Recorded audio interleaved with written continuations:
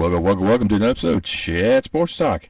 And welcome to my 2023 Week 3 NFL Update video. That's where we go over this past week's action, look at how well the games went. There were definitely a few surprises in there. Apparently a couple of them were in there playing Madden. And using some cheat codes. And we'll kind of look at how well I did and kind of dwelled into my misery, that is being a Chicago Bears fan. Well, last week I went 11-5. I did extremely well. There was definitely three surprises in there for me. A couple of the losses I had,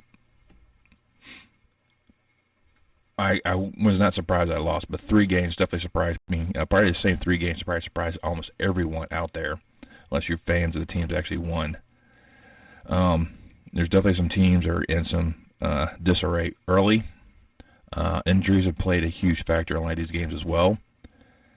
And I improved from previous week. Last week I was 9-7. I went up by 2. So I may do good next week as well. Who knows? We'll have to see. But let's start this off last Thursday out there in Santa Clara where the 49ers played host to the Giants. Now I thought this was just going to be a runaway game for San Francisco. And early, it did not look that way. The Giants came to play defensive-wise. They stifled the 49ers offense. Couldn't get much going, but once they readjusted the passing attack of Brock Purdy and went more short yardage and let hit McCaffrey and Deebo Samuel and Kittle make those catches, short catches, and do the yards after the catch. That's when things really started opening up for the 49ers. Now, having Ayuk was probably a key factor in some of the deep ball threats not really going the way they should. Even though Deebo Samuel should be a viable candidate as well as Kittle. But once they start changing that aspect, that really changed the aspect for the 49ers. For the Giants, not having Saquon Barkley really affected their game plan moving forward. Daniel Jones didn't have much time. He was running for his life. Bosa finally recorded a sack. Been a while since he'd done that. But not having a good running attack really hampered the G-men. Receivers not hanging on to the ball, especially when you bring in Waller as your prize tight end, and he could make some catches. That kind of put some question marks in there. Like I said, early on, it looked like the Giants were going to make a game out of this, but then, like I said, things are clicking. 17-6 at half. Purdy, over 300 yards, 2 touchdowns. McCaffrey, 85 yards on the ground, a touchdown. Deebo Samuel, almost 130 yards receiving and a touchdown. So 49ers clicked and rolled to a 30-12 victory to remain undefeated the season. Then Sunday, we head out to Cleveland, where the Browns playing host to the Titans. And with this one, I was like, no, this is going to be Cleveland. There's just too much talent on the Browns not to favor them. They just can't seem to get their own way, it seems like. Because every time you turn around, there's something else that was just hampering them, and they just fall flat.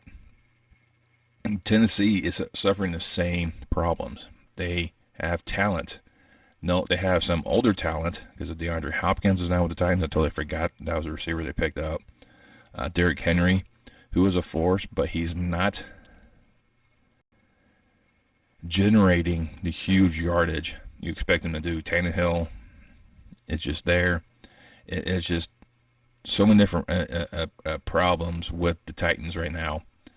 And I don't know if Vrabel can find ways to fix that.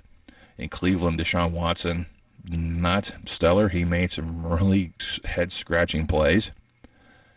Because I think this guy's been out for like a year and a half.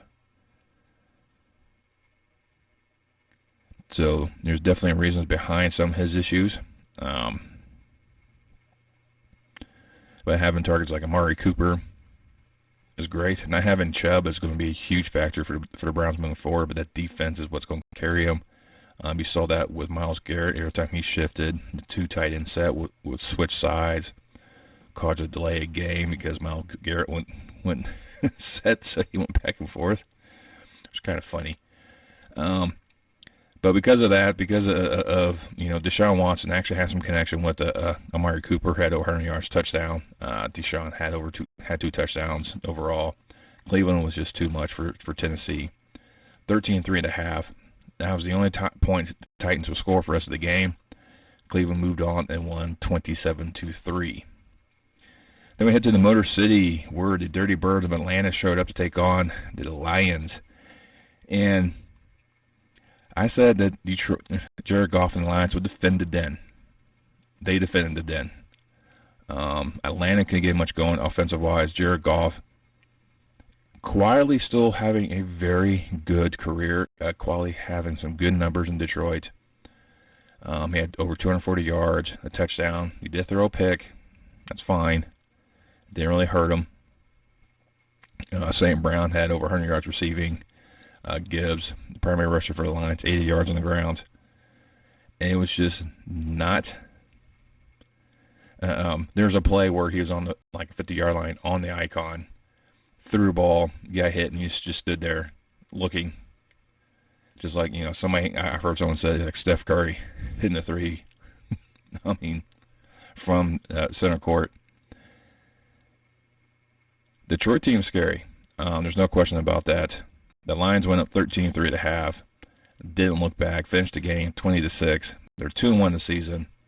I think they'll definitely make some noise this season, and it could really get into the playoffs. They could have gotten it last year, I think. A couple games went their way, but anyways, this is a team to kind of watch out for. A sneaky good one. Up in Lambeau, the Green Bay Packers playing host to the New Orleans Saints, and this one looked ugly early. New Orleans came to town with a game plan. They ran back a punt for a touchdown. They were doing pretty much everything they possibly could. They went up 17-0 at the half. Green Bay could not get anything going offensively. It took them 4 quarters before they finally clicked on offense. It took a half a game for the defense to shut down New Orleans. Now, it could be because, Derek Carr ended up getting injured in this game. That probably helped out. But Jordan Love, almost 260 yards, touchdown, interception. He also had 40 yards on the ground rushing and another touchdown. As Green Bay down 17-0. This is something that Aaron Rodgers didn't do. Come back from 17 down to win the game. He couldn't come back in Atlanta, but sure as hell made sure he did it in Lambeau. And the Packers came back and won 18-17 in a wild, wild baseball score. But Green Bay still looks viable. It looks like they caught lightning in the bottle a second time. So we'll see how this progresses with the Packers and see if they can maintain this. I think those games against Detroit should look really good. Games against Minnesota should look really good. Unfortunately, next Chicago probably just go back to hibernation. Then we head down to Miami. And what in the actual heck happened down there? This was bad. This was bad. And especially if you're a Broncos fan. Your defense could not communicate, could not stop anything. The Broncos defense could not get out of a wet paper bag with one side open. That's how bad this defense is. Miami had 10 touchdowns. 10 of them. How? How do you do this? I mean, they did not have Waddle. He was out with injury. And they still racked up 10 touchdowns. Tagovailoa was just doing stupid plays. No look shuffle passes that go for a touchdown. Throwing with his right hand. This should not happen. Miami tied the regular season for most points scored in a regular season game with 70. Denver's defense, like I said, was non-existent. So Russell Wilson was already behind the 8 ball, the cue ball, and the rest of the balls on the pool table. He tried to do some things. Miami's defense was stout enough to kind of allow him to get points here and there, but not much of anything else. Sean Payton had no answers. You can look after that press conference that he was irate. I think he was irate to how much Miami scored, which I think a lot of people are as well. Look like you're trying to hit an achievement in Madden, but it was not a pretty game at all. It's definitely, there's another game out there that wasn't pretty either. Miami just dominated Denver 70-20. Made a statement and put the rest of the AFC and the league on notice. If Miami could do this without Waddle, imagine what they could do with Waddle and everything's clicking. You have the Minnesota, battle of 0-2 teams, and these two teams are, I think a lot of people are kind of expecting them to be 2-0 at this point, or at least 1-1. But both being 0-2, just having some issues. With Minnesota, it's the running game, allowing Dalvin Cook to walk. Probably wasn't the smartest decision. Didn't trade for Akers and did not end up playing him. Herbert and Kirk Cousins were just phenomenal. They still put up some huge numbers. Herbert had over 400 yards, 3 touchdowns. The offense finally started to click. It took a little while for them to really get going, but they ended up losing Mike Williams, the injury. And Madison actually kind of showed up for the Vikings running attack, almost 100 yards. So there's definitely some time frames where they're trying to come back and whatnot. It's just Minnesota fell short. The Chargers left Minnesota 28-24 victors to get the first win of the season. Then we head over to New York where the Jets playing host to the Patriots. And these were just one of these games that, you're looking for something to come out of the Jets organization. They built this team around Aaron Rodgers. They didn't have a plan B. Aaron or bust. That was their goal. Once he got injured, the Jets season just went kaput. I mean, Zach Wilson was able to make some good plays at that Buffalo win to get the victory. He's yet to materialize. He looks scared. He looks scared to make a play. He is not a New York quarterback. But the coaching staff keeps backing him up. They're not going after any other quarterbacks. Not much out there. I mean, I think the top prospect possibly is Carson Wentz. And that's a gamble because you look what he's did the past 3 teams he's been with. It's a collapse he did in the year with the Colts. Washington looked like to be a new start, and getting cut from them. Towards the end of Philadelphia, he was done. You need to find a quarterback that understands Hackett's offense. You can just plug and play. And unfortunately, there's not many out there that can do that. Maybe they can go after like Rippon, who was under Hackett in Denver. Maybe they can somehow grab him. But otherwise, I don't know what's going to happen with the Jets. Maybe they get Carson Wentz and maybe give him a couple weeks before he gets in there. But what damage was going to be done? There's something have to be done with Zach Wilson. I don't know what. I can't get in the kid's head to figure out why he's doing what he's doing. But the defense of the Patriots are good enough as well. The Jets' defense is phenomenal. I mean, they have to get to the point where they have to, I think Dominic Foxworth actually said the most on Get Up, is they have to score points, like the 2000 Ravens. They have to go out there and go, okay, our offense is not going to put up points. It's our job to do that. We have to get the ball. We have to score. The Jets' defense is that potent. They can do that. They kind of did their part holding New England down as much as they did. Holding the offense to 13 points is what you could really ask for. But all in all, wasn't too much. Mac Jones, 200 yards, the touchdown.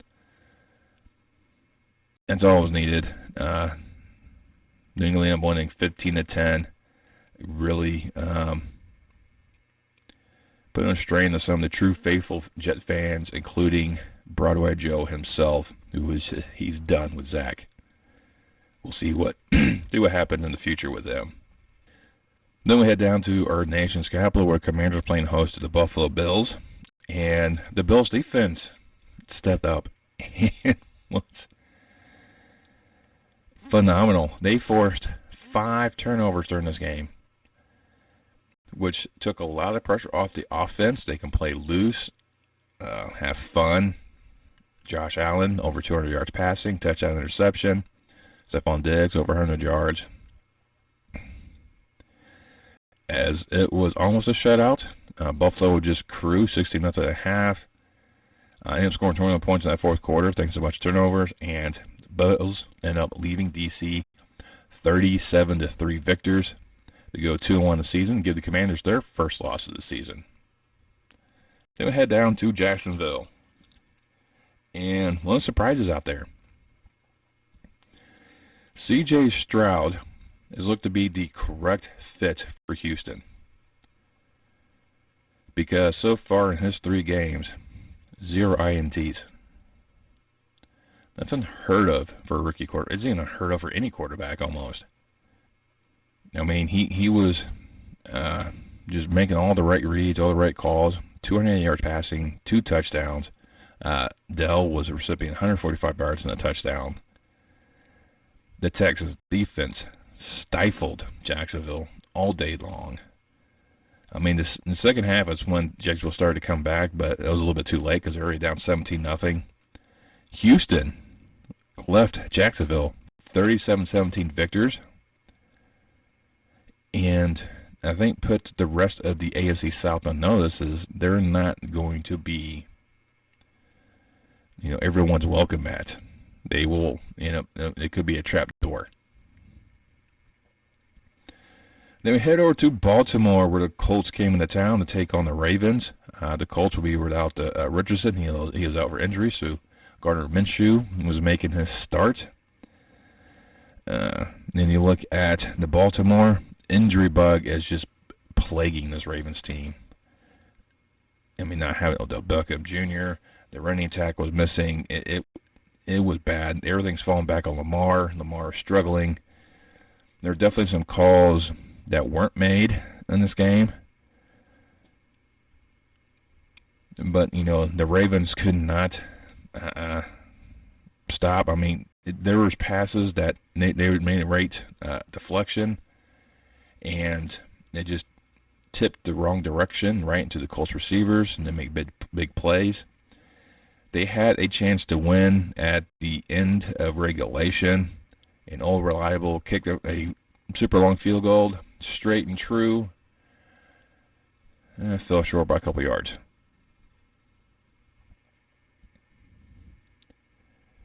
So we hit going to overtime and just went back and forth. And finally, Matt Gay from the Colts was able to drill a 53-yarder to seal the victory in Baltimore, 22-19. The Colts look a lot better than what a lot of people kind of think they should be looking, and I'm not sure it's going to reign true, but definitely a eye-opener to say the least.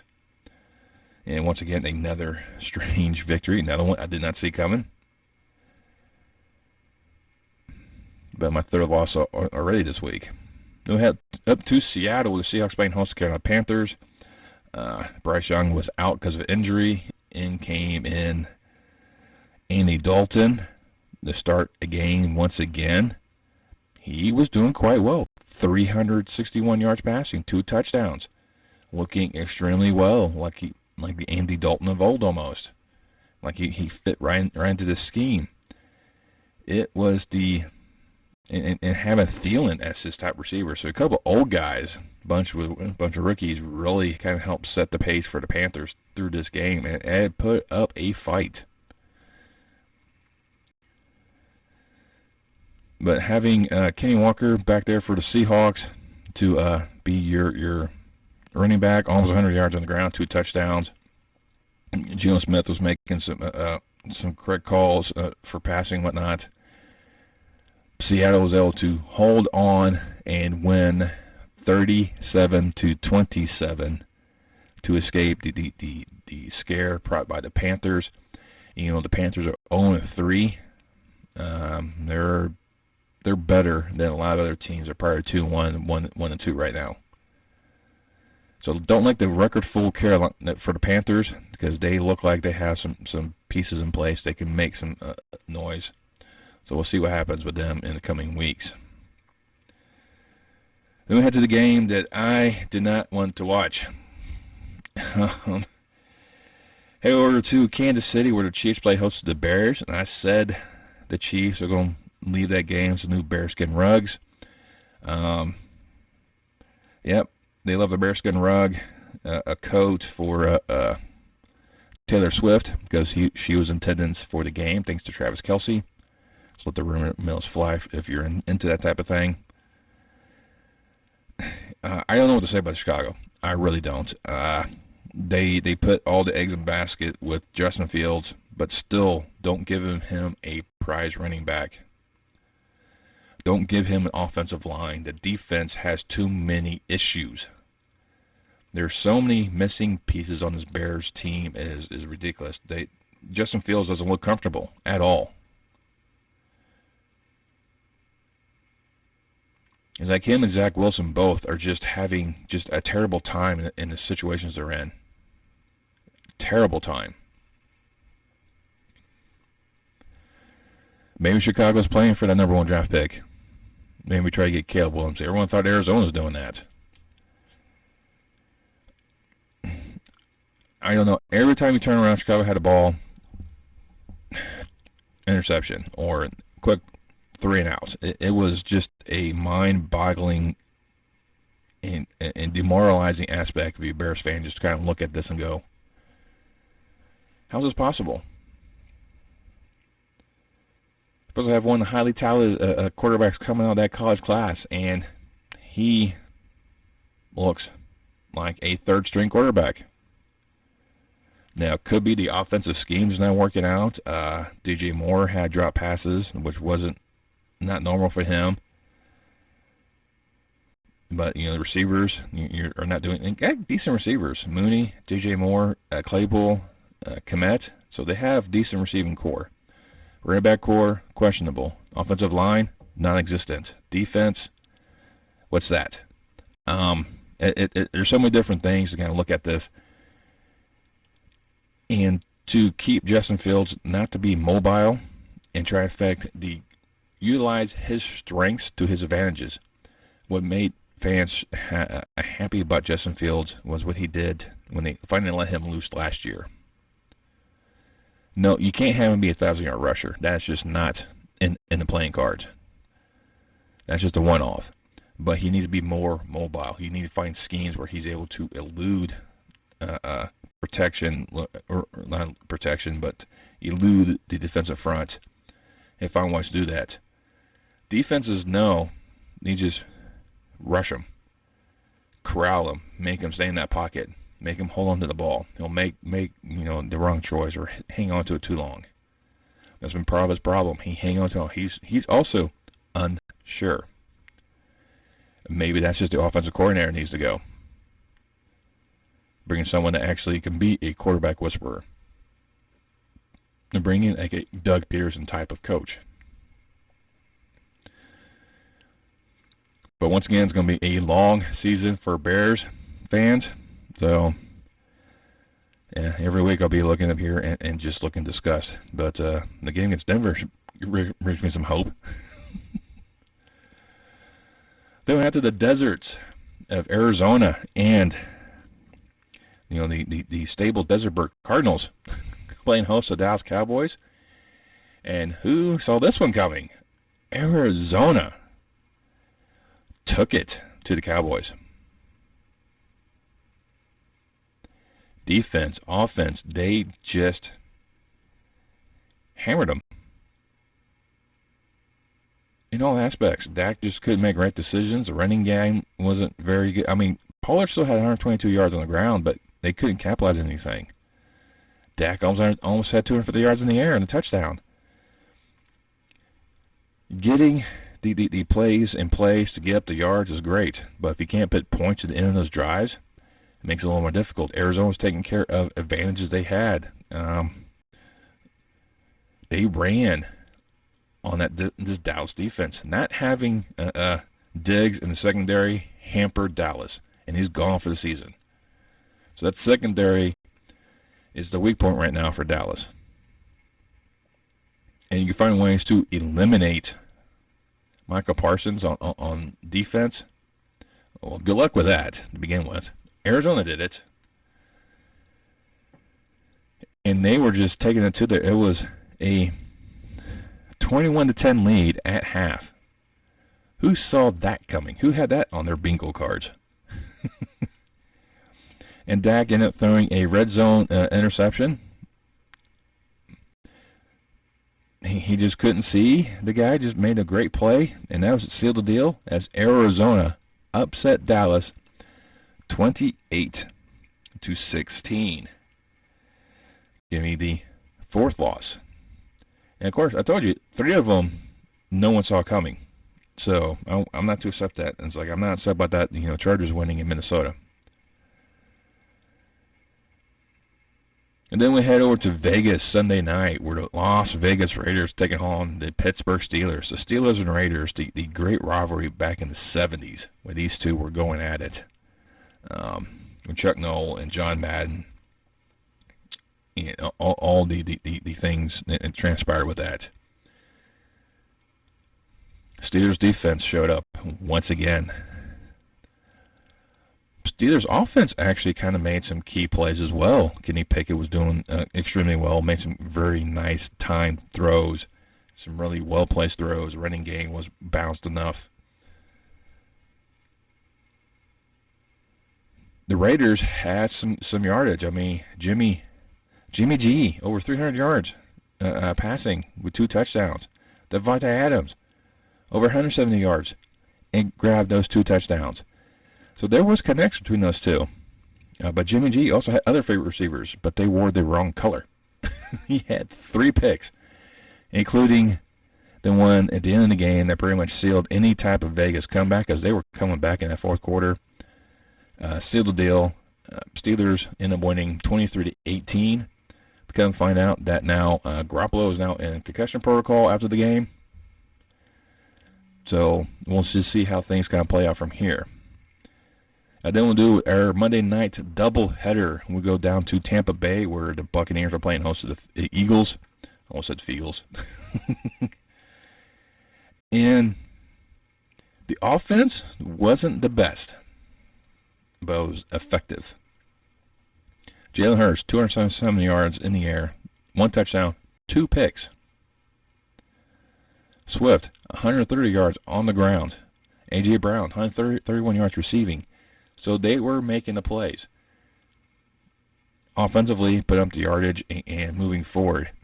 There definitely was some issues with some timing and whatnot. But Baker's being Baker as well. He also helped keep the Eagles in play and give them back the ball when they should have had the ball earlier, I guess, because they went back and forth in a couple interceptions. And New England just couldn't really get anything going to that final quarter where they finally ended up scoring that touchdown. But the Eagles were just doing just enough what they had to do, ended up beating Tampa Bay 25-11. I don't know what's up with these weird scores lately, but this is the year where definitely some weird scores going out there. But, Philadelphia, once again, 3-0 for a second year in a row. And then, the 6th team, the defending champion, to go 3-0 following their championship. So the Eagles look really dangerous right now. That's why I kind of picked them to go back to Super Bowl and actually win it this year.